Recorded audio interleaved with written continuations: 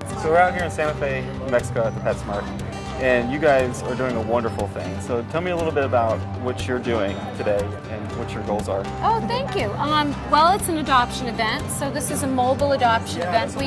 We do some adoption events at the shelter itself, but we also take the show on the road, and we come out to stores like Petsmart. Petsmart's a great venue for us because of the amount of traffic they get, and they're a big supporter of adoption, which is great. And we load up our van and we bring maybe 20 to 30 dogs, sometimes they're cats as well. And we set up our show out here and we talk to people as they're coming in and out. And the events are also usually publicized through social media, sometimes through print advertising. So they get some publicity ahead of time as well. So our goal is to bring our dogs and sometimes our cats from the shelter out here and to go back to the shelter with an empty van. Yes, and it looks like you guys are doing a really good job of that today. How many dogs and cats did you come out with today? We came out with a little over 20, and I think we've adopted out about 15 so far. 15. So it's been a pretty good day. Yeah. Let's talk a little bit about your job. You're a veterinarian. Mm-hmm. And so what kind of things do you do at the shelter? Well, it's varied. We have a pretty aggressive spay-neuter program, so everything that leaves the shelter that's available for adoption is already spayed and neutered before it becomes available. So we do that, and we also do public animals.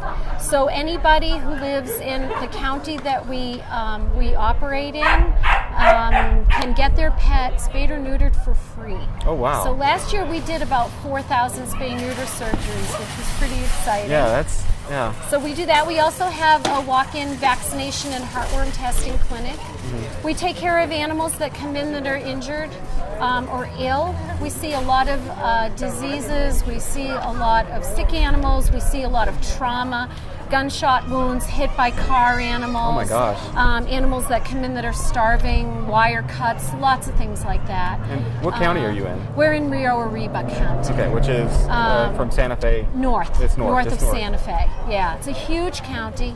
Only about 40,000 residents if you include the city of Espanola, but supposedly about the size of the state of Connecticut. Oh my Lord. So it's big. Wow. Yeah, it's big. So you guys service a lot. We service a lot. Wow. Yeah. For our population, we get about 4,000 animals a year in a countywide population of 40,000 people, which is an enormous turnover surrender rate when you consider the human population size. Here we have Puck and This is Charity. Charity. Yeah. So she's a sweetheart. She's a few years old. She came to us a couple of weeks ago, and she's got heartworm disease. Hey, Puck. So she needs a special home, somebody that's willing to help her through that. She likes to cuddle. She's a cuddler. Yeah. She's a wonderful dog. We treat a lot of dogs for heartworm disease at the shelter. We get quite a few that test positive, and so when people adopt them, we basically pay for the treatment. Sometimes we get donors that are willing to donate towards a particular dog's treatment, which is extremely helpful to us because it's not inexpensive. Yeah. But it's something we can do in-house, which is great. So Puck came from a home. Puck was an owner surrender of just about a few days ago. I was going to say about a week ago, but it was actually only a few days ago. So she was living in a home with a family who couldn't keep her anymore. And she's a wonderful dog. I mean, just fabulous. And I just can't imagine what that must be like for her to be living with a family in a nice environment, and all of a sudden to be in the shelter. These dogs are very social with each other. Aren't they? Yeah. It's amazing. Yeah. There's no aggression. No. What? She's all excited about something.